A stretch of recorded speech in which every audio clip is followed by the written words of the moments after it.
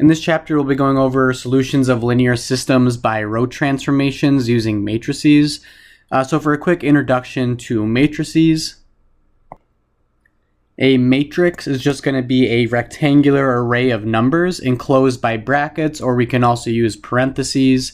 And we're going to be using the coefficients of the equations of the linear system as the entries to the matrix. And then we'll see in a little bit that we're going to be using these matrices to solve these linear systems, which we already know how to do by the substitution method and the addition method. So for example here, taking a look at this system of linear equations, on the left we have 3x minus y equals 4 and x plus 5y equals 7. If we wanted to write that as a matrix, we would write it with these brackets, or once again you can use parentheses if you want. I'm going to be using brackets. We use those brackets, and then we use the coefficients. So we have 3, -1, and 4. And then we write those in order, 3, -1, and 4. And then for the second equation, we have the coefficients 1, 5, and 7. So we write that as 1, 5, and 7. So that's all it is. It's just the coefficients written in the proper order. So these numbers in the matrix are called elements, and as we see here, the constants, or what's on the right side of the equation here, the 4 and the 7, are in the last column of the matrix. What we can actually do here when it's an equation like this, we can show that it's an equation with a vertical line, and the vertical line is going to create an augmented matrix for us. So we can see right here, down below, we turn this matrix that we had previously, we throw in this vertical line, which essentially we can think of as like an equal sign here.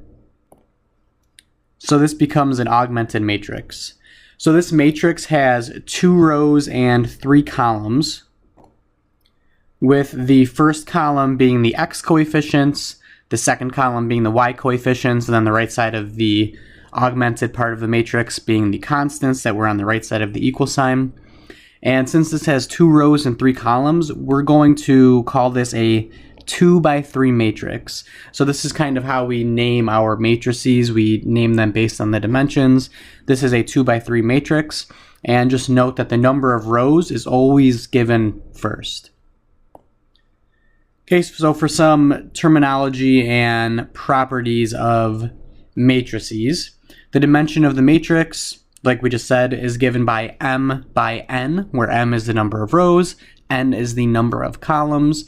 If the matrix has dimensions n by n, which just means same number of rows and same number of columns, we call it a square matrix because it will essentially look like a square.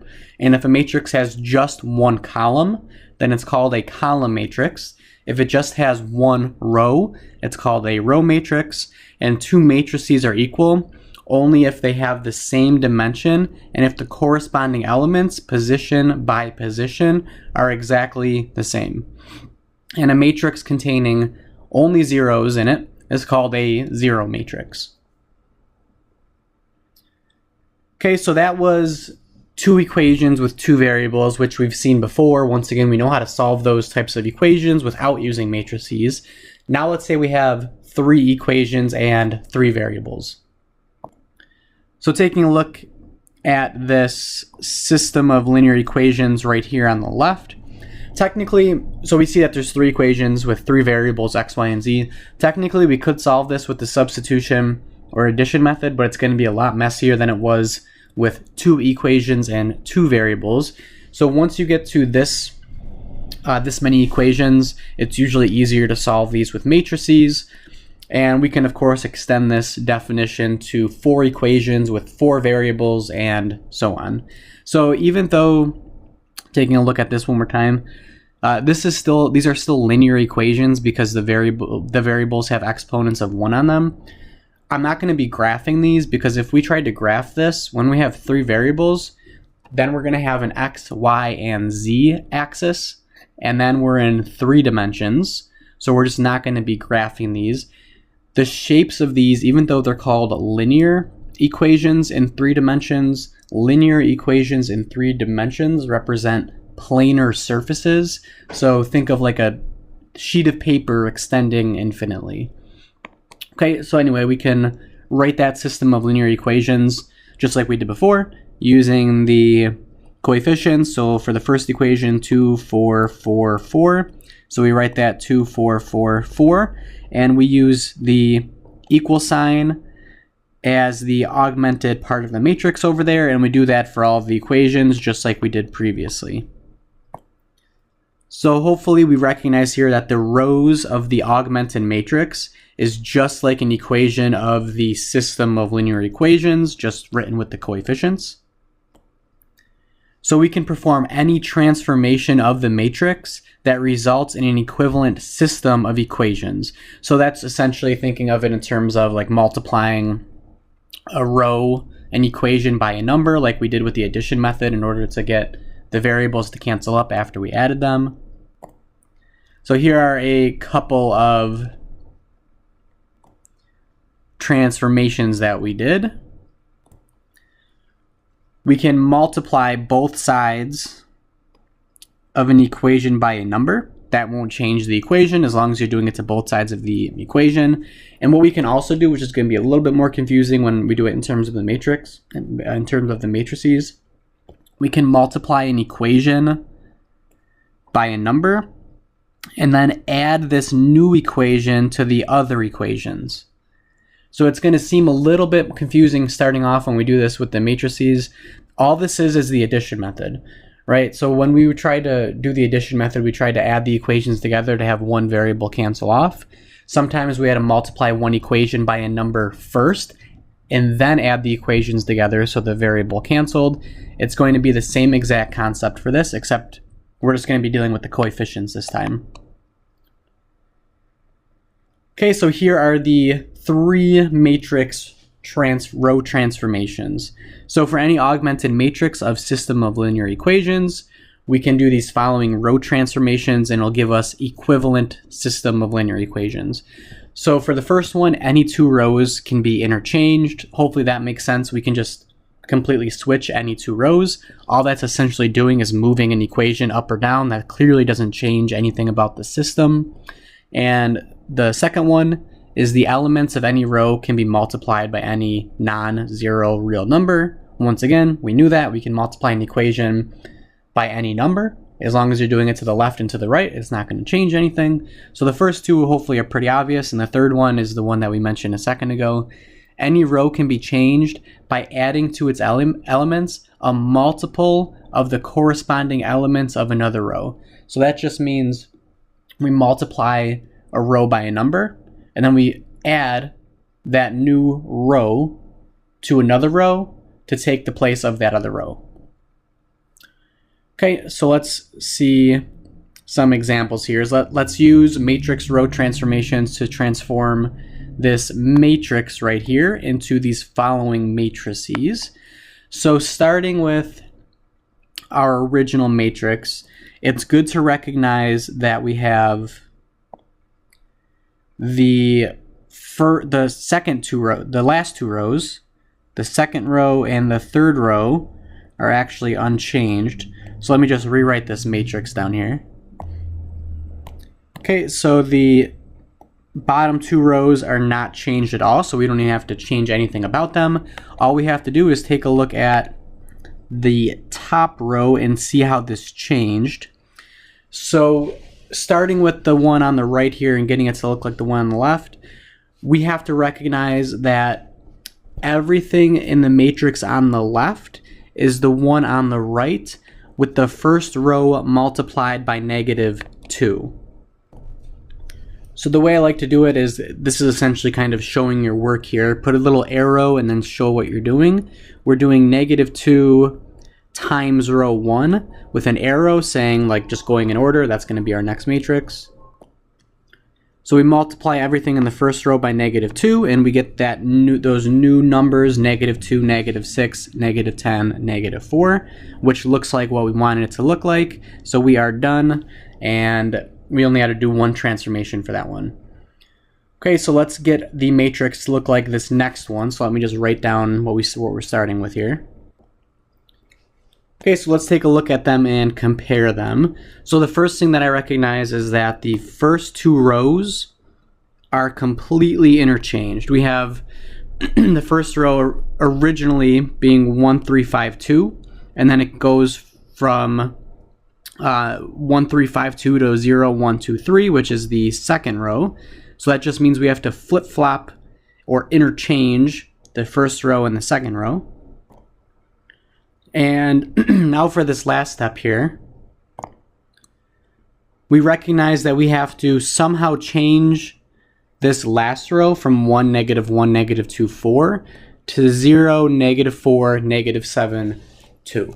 So the hint here for what we have to do is that this is completely different. It's clearly not multiplied by a number to get to those other numbers. So we're going to have to add a multiple of another row to row 3 to get the new row 3. So now we have to decide which row we're going to be using, row 1 or row 2, to help us get there. So we are not going to be using row 1 because row 1 has this 0 right here. So if we multiply anything by row 1 and try to add that to row 3, we're going to be adding a 0 to this 1 down here, and that's not going to change it. And we know that we need to have it changed to a 0. So we're going to be using row 2, so we just have to think, what do we have to multiply row 2 by in order to add it to row 3 to get the new elements of row 3?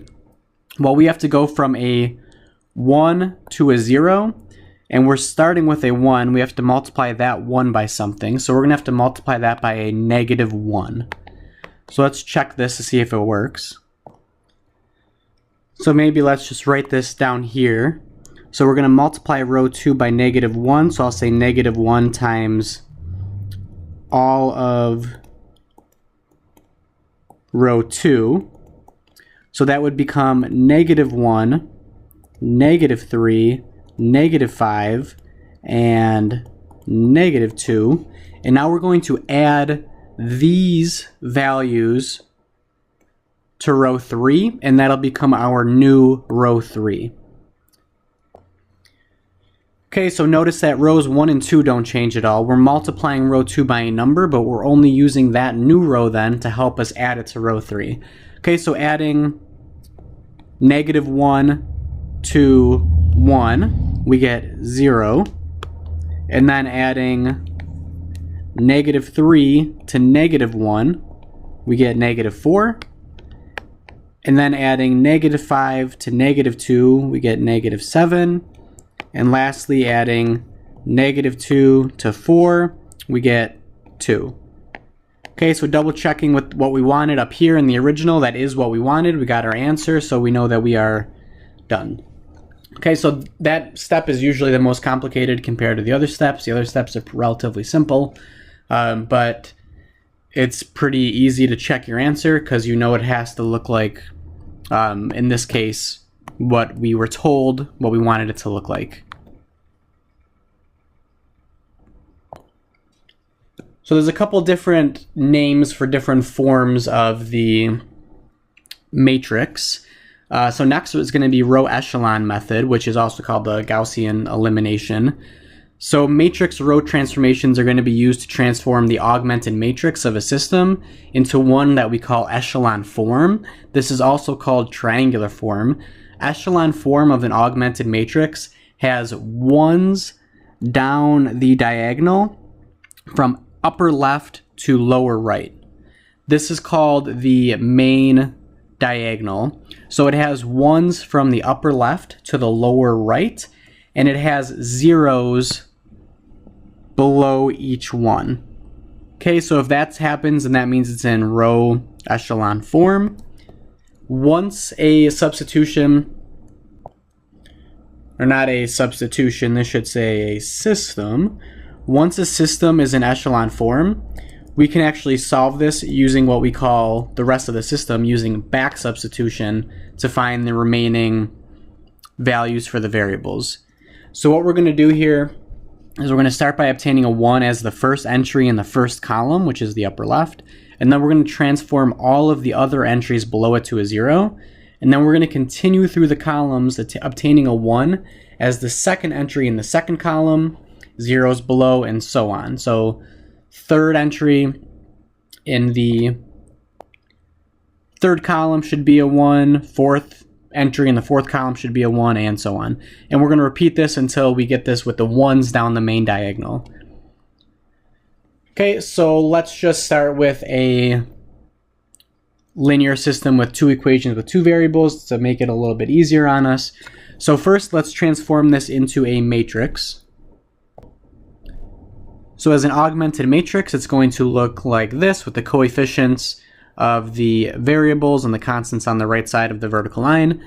Okay, so now trying to get this into row echelon form, we need 1s down this diagonal, and then we need everything below it, in this case just that little 2 down here, to be a 0. Okay, so we're going to start with the upper left. So in order to get the upper left to be a 1, we need to multiply that whole thing by something to get that to be a 1, which is going to be the reciprocal of 5. So we're going to multiply by 1 over 5. So we're going to do 1/5 times our 1. That's going to become the new row 1. So 5 times 1/5 is 1, which is what we wanted. 2 times 1/5 is 2/5. 1 times 1/5 is 1/5. So it's a little bit messy because we're dealing with fractions, but that's all right. Okay, so we multiplied everything in the first row by 1/5. We got a 1 in the upper left. And now let's get everything below that 1 to be a 0, which is just that 2. So we need to get that 2 to be a 0, and the only way we can do that is by adding a multiple of row 1 to row 2 to become the new row 2.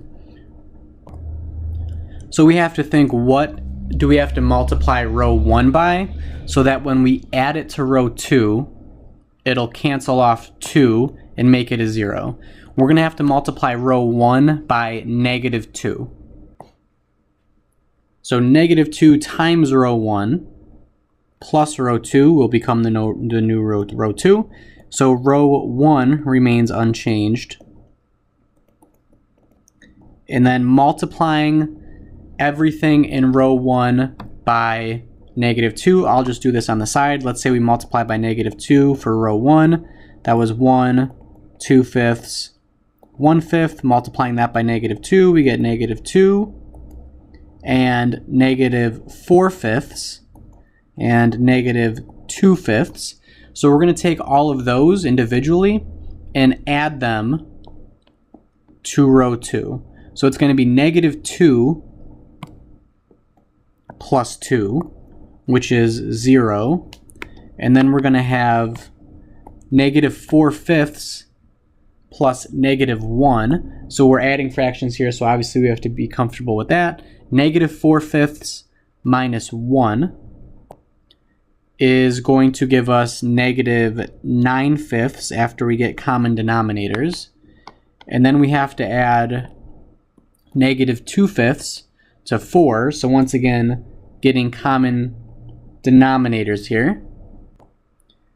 It looks like we would end up getting 18 over 5.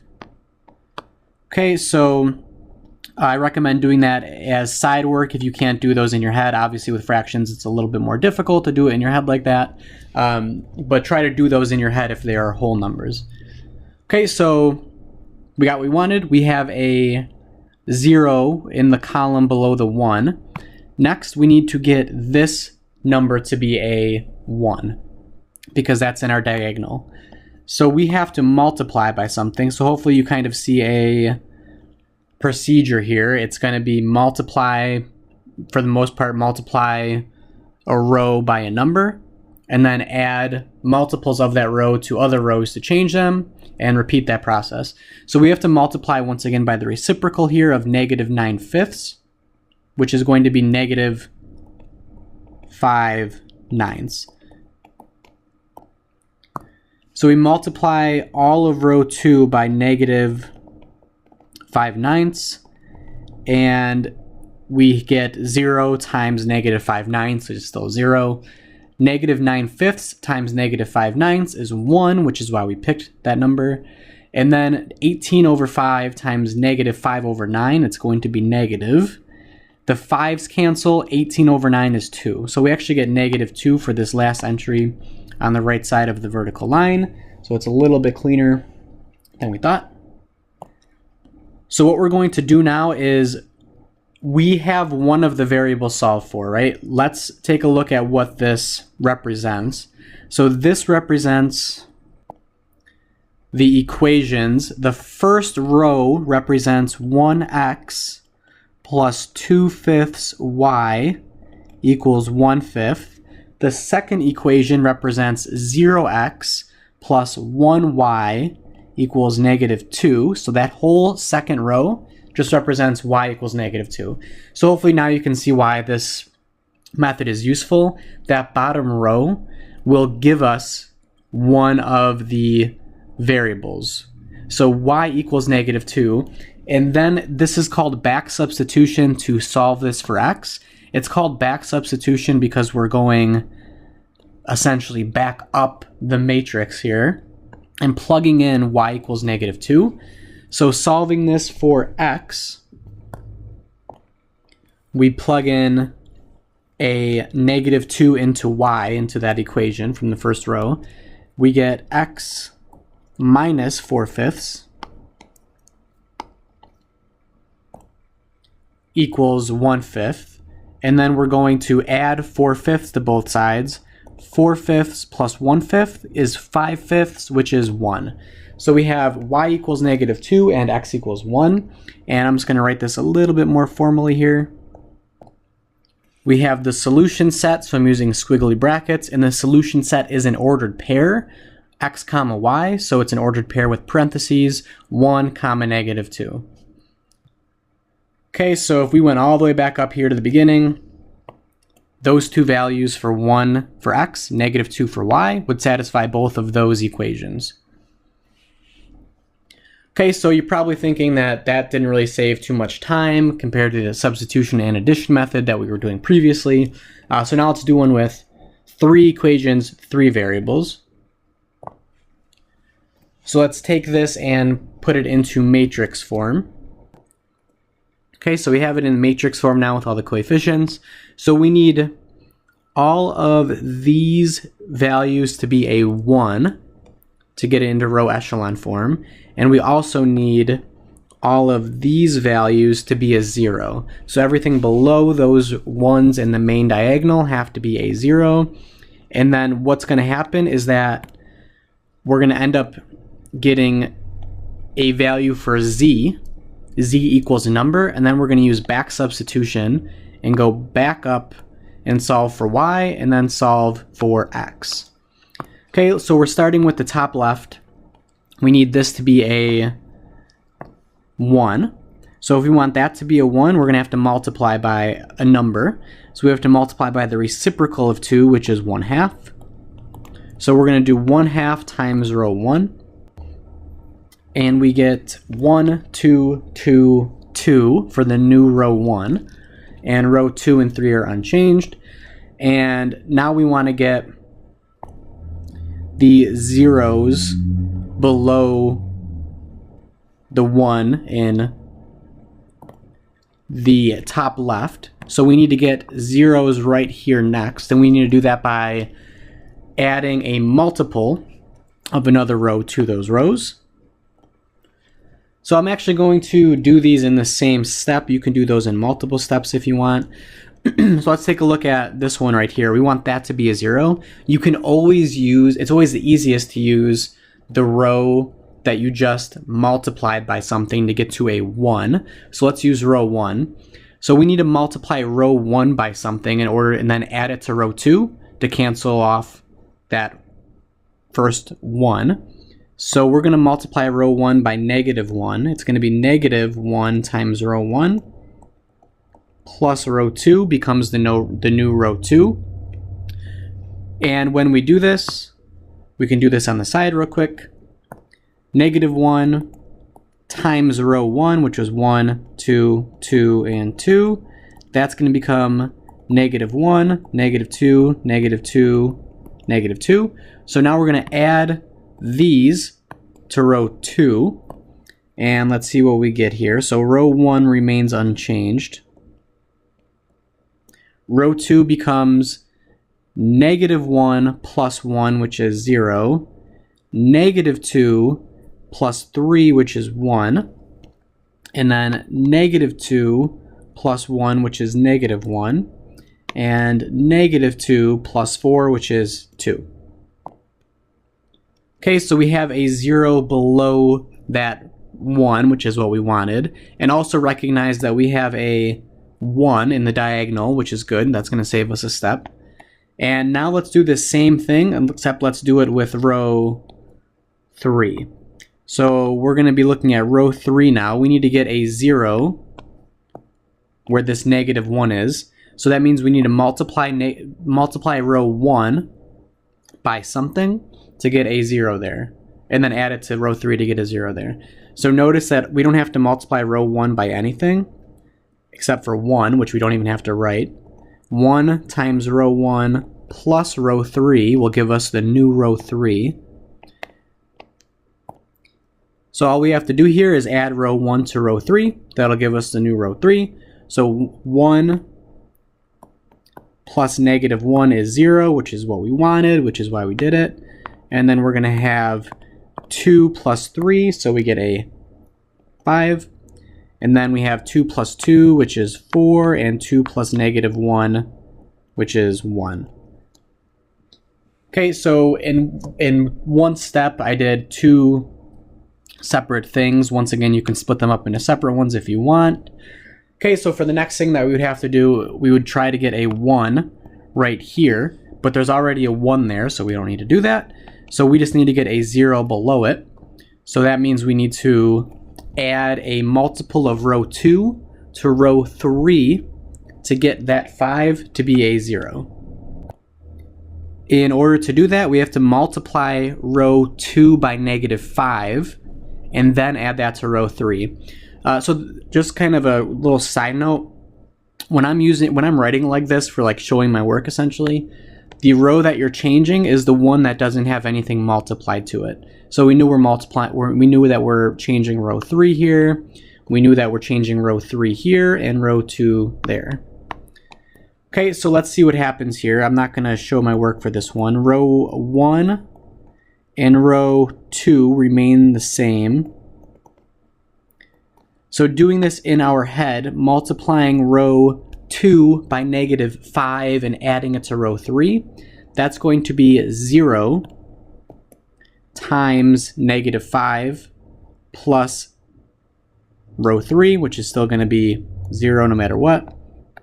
And then it's going to be I'll work with the matrix on the left here. It's going to be 1 times -5 plus 5, which is -5 plus 5, so that's 0, which is what we wanted, which is why we picked those numbers. And then we have -1 times -5, which is 5. We add that to 4 and we get 9. And then lastly, we have 2 times -5, which is -10, plus 1, which gives us -9. So if you have to do that on the side, go for it. For time's sake, I'm not going to do that. And now with this matrix that we just created, we have to get the 9 right here to be a 1. And to do that, we're going to have to multiply by the reciprocal and do 1 over 9 times row 3 to become the new row 3. Okay, so that's just dividing row 3 by 9. 9 divided by 9 is 1. -9 divided by 9 is -1. And we get our row echelon form here. We have the 1s in the main diagonal with 0s below them. So let's take a look at what this represents now. So rewriting all of this last matrix into equations, we have 1x plus 2y plus 2z equals 2, 0x plus 1y minus 1z equals 2, and 0x plus 0y plus 1z equals negative 1. Okay, so we use the fact that we just solved for the last one, as we always will, and now we're going to take that value and substitute it going back up these other equations to solve for the other ones. So notice that if we use the second equation here, we can solve this for y using our z value. So solving this for y, we're going to have, I'll write it like this, we're going to have y minus z equals 2, plugging in a negative 1 into z. That's y plus 1 equals 2. This ends up giving us y equals positive 1.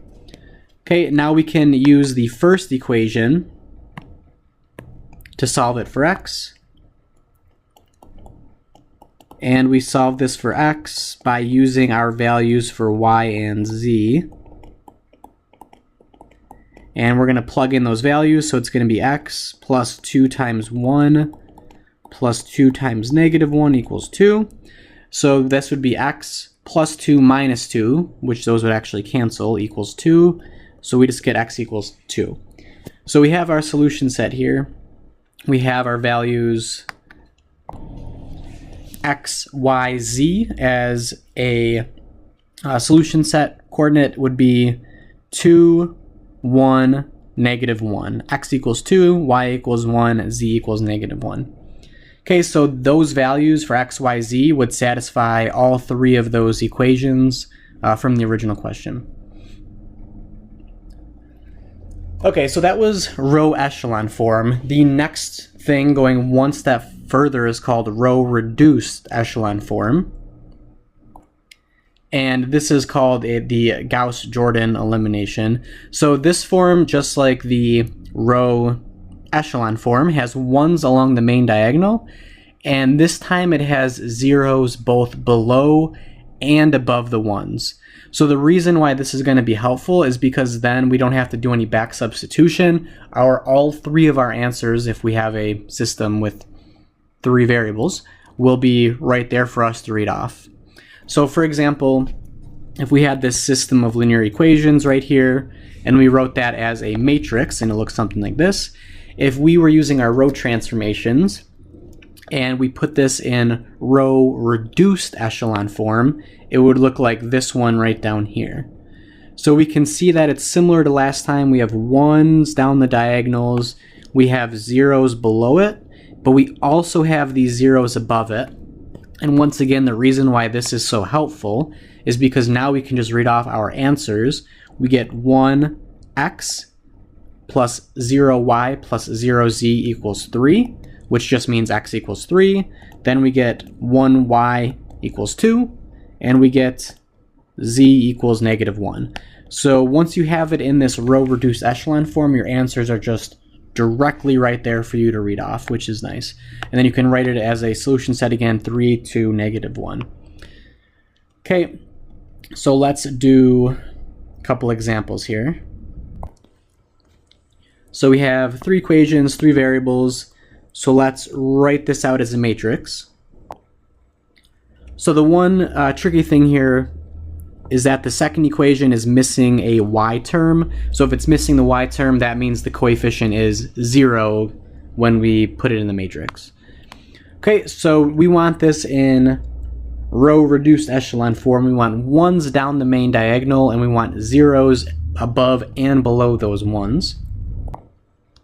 So something here to recognize, instead of going to this top left term right away and dividing everything by 2 in the first row to make it a 1, what I'm going to do here is recognize that we can interchange row 1 and row 2, and if we do that, it'll look like this. And the reason why this is so helpful now is because we have a 1 here, which is what the first step would have been anyway.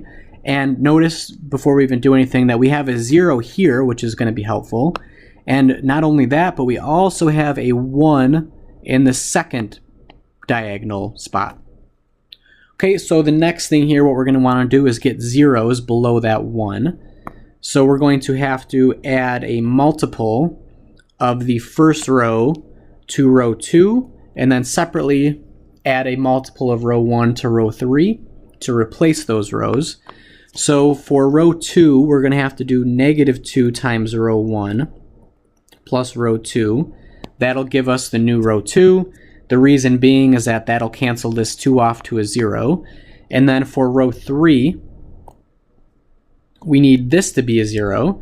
So we're going to have to multiply row 1 by -1 and add that to row 3 to become the new row 3. So it's always just essentially the negative version of whatever the number is you're trying to get rid of. Okay, so let's do that in one big step here. So the new row 2 is going to end up being 0, 1, -2, 0. So that was multiplying row 1 by -2 and then adding it to row 2 from up here. Okay, and then for row 3, essentially all we're going to be doing here is multiplying row 1 by -1 and then adding it to the row 3 to get the new row 3, which is just essentially subtracting row 1. So for the first one here, it's going to be 1 minus 1, which is 0, -2 minus 0, -2, 2 minus 2 is 0, and 1 minus 5, -4. So definitely double check that. I know I'm not showing my work for those ones, so just double check those to make sure that you can do those. Okay, and the next step here, so let's take a look at the matrix that we have so far. We have 1 and then 0, 0 in the first column, which is what we wanted. We already have a 1 right here, which is what we wanted. So let's get a 0 right here. So we're going to have to multiply row 2 by something and add it to row 3. So it's going to be the negative version of that -2, which is +2. So it's going to be 2 times row 2 plus row 3 to get the new row 3. And let's see what we get. So row 1 stays the same. Row 2 even stays the same. And it's going to end up being the new row 3, 0, 0, -4, and -4. Okay, so we multiplied row 2 by 2, and then we added that to row 3 for the new row 3. And let's take a look at what we got. We're almost getting closer to being done. We have to get rid of this -4 to make that a 1 because it's on the diagonal. So we're going to have to multiply row 3 by the reciprocal of -4, which is going to be -1/4. So -1/4 times row 3 to be the new row 3, which is essentially going to replace those -4s with just a 1. Okay, so recognize that this right now is in row echelon form, right? We have 1s down the diagonal, we have 0s below them. So this is row echelon form. So now this is when we're going a couple steps further to get this into row reduced echelon form, so we don't have to back substitute. Okay, so what we have to do now is get rid of the -2 and 2 and make those 0s. So we did everything the same up until this point, but now we're just going back up. It's like we're doing the back substituting now, except doing it in terms of the matrix. Okay, so we're going to have to use this one right here to get those values above it to be 0s. So it's going to be let's take a look at row 2 to get rid of that one right there. So we're going to have to multiply row 3 by +2 and add that to row 2 to become the new row 2. And in one step here, let's just do it with row 1 also. We have to get rid of that 2, so we're going to have to multiply row 3 by -2 and add that to row 1 to become the new row 1. And when we do that, we end up getting 1, 0, 0, and then 3 for the new row 1, and then the new row 2 becomes 0, 1, 0, 2. And then row 3 is unchanged, 0, 0, 1, 1. Okay, so now this is in our row reduced echelon form, which we can abbreviate RREF. And now this allows us to just look at our solutions. The first row tells us 1x plus 0y plus 0z equals 3, which obviously just means x equals 3. I'll write it below it. X equals 3. And for the second row, that tells us y equals 2. And the third row tells us z equals 1. Okay, so as a solution set here, this is going to be 3, 2, and 1 for x, y, z. Okay, so two more little concepts here. We might get something when we're doing these, when we're trying to get it in row reduced echelon form, called an inconsistent system. And this is whenever a row of the augmented matrix ends up being in the form all zeros on the left-hand side of the vertical line, and then a number other than 0 on the right-hand side. Okay, so this is inconsistent here, which means no solution.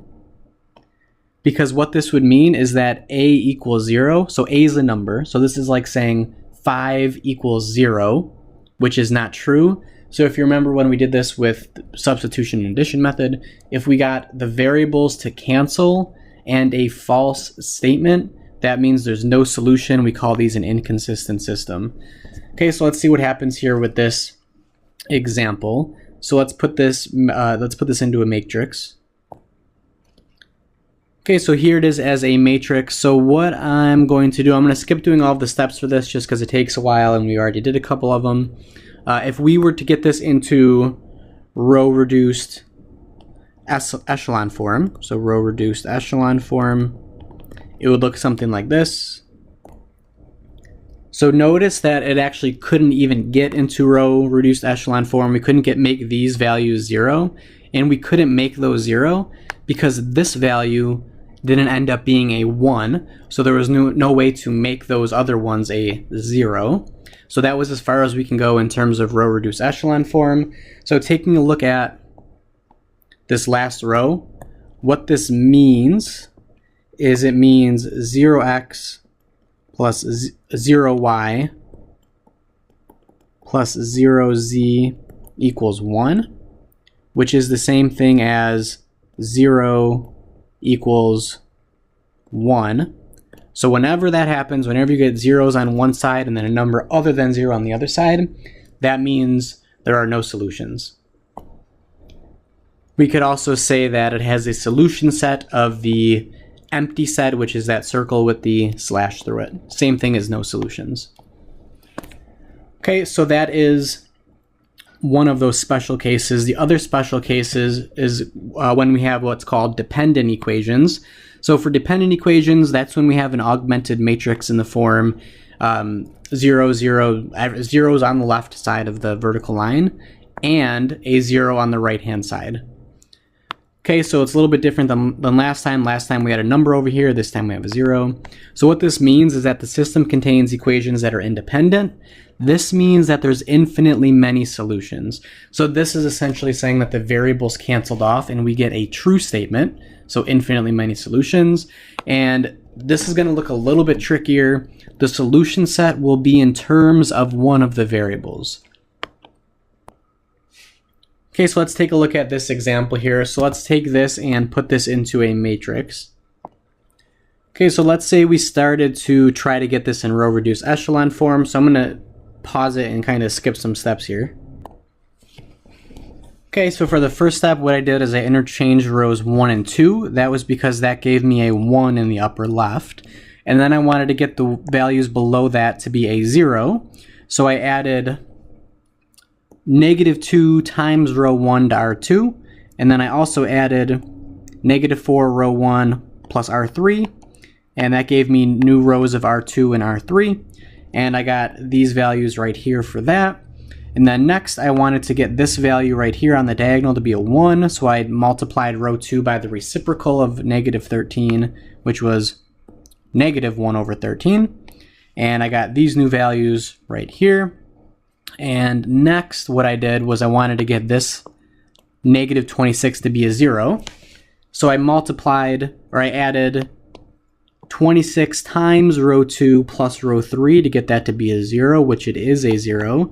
So now notice here that actually canceled off everything in that bottom row, and we got a 0 on the left and right side of that vertical line. So that means that these are dependent equations. There are now 2 equations, row 1 and row 2, 2 equations with 3 variables. So there are infinitely many solutions. So what I'm going to do here is I'm going to write these out in terms of the equations instead of the matrix. So what we can do here is we can solve this for y in terms of z and get this. So now we have y solved for in terms of z, and we can also solve this for x, and we're going to substitute this y into this y right here in the first equation. Let me just do this down here. So instead of x plus 4y, it's 4 times 15 over 13 plus 7 over 13z equals 8, or minus 2z equals 8. And if we distributed the 4 and solved this for x, we would end up getting x equals 44 minus 2z over 13. So I'll skip that part just because it's algebra. We'd have to distribute the 4, get common denominators, and then get x by itself. So once we have this set up like this, these are actually our answers here in terms of z. So we have x in terms of z, we have y in terms of z. So we're going to have we're going to have our solution set. So this looks a little bit more confusing compared to last time because of these dependent equations. So it's going to be 44 minus 2z divided by 13 for our x solution. And then for y, it was 15 over 13 plus 7 over 13 times z. And now for our z answer, since everything else was in terms of z, that means our answer is also our answer for z is just gonna be z itself. Okay, so whichever one they are in terms of, the other two, you end up getting the other two in terms of. The missing one is just going to be represented by itself in the solution set. So if we had y and z in terms of x, then this first one would just end up being an x. Okay, so that's when we have dependent equations, we're always going to have something like this, obviously a little bit more confusing.